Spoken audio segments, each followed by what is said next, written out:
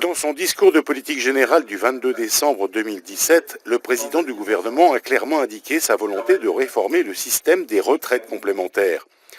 Il s'étonne notamment que le régime Argic-Arco prélève 28 milliards de cotisations par an pour ne reverser que 8 milliards aux retraités calédoniens. Mais les partenaires sociaux ne font pas les mêmes calculs. La vision du gouvernement simpliste de dire on envoie 28 milliards en métropole et on a 8 milliards qui reviennent, c'est vrai qu'à l'oreille des salariés, ça peut être percutant, mais il faut vraiment qu'on se penche sur le fond du problème, sur le financement, sur combien ça coûterait la Nouvelle-Calédonie. Si on raisonne à groupe fermé, on peut imaginer qu'il y a plus d'argent qui part à l'extérieur qui n'en revient en prestations, mais c'est parce que cette différence, c'est juste des droits acquis et futurs pour les futurs retraités.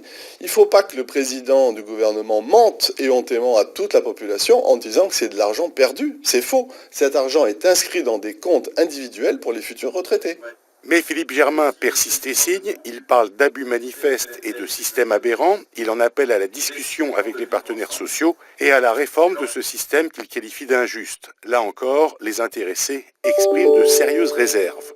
Les déclarations du président en disant qu'il faut faire une retraite complémentaire calédonienne, il faut qu'on voit sous quelles conditions, comment, parce que les infos qu'on a de Humanis, c'est que ça coûterait 300 ou 350 milliards. Il y a deux options. Soit on dit on maintient les droits des retraités actuels qui touchent leur retraite. On maintient les droits des futurs retraités. Et dans ce cas-là, pour maintenir les droits, il faut payer une soulte. C'est la nature même de l'engagement juridique qui s'est signé entre la Calédonie et la GERCACO à l'époque.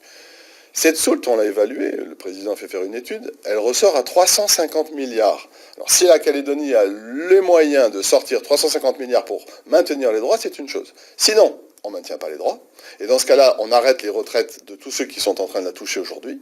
On annule les comptes retraites de tous ceux qui avaient acquis des droits futurs. Et dans ce cas-là, on aura effectivement 70 000 personnes dans la rue. La garantie des droits acquis est la question incontournable de toute réforme des régimes de retraite complémentaires.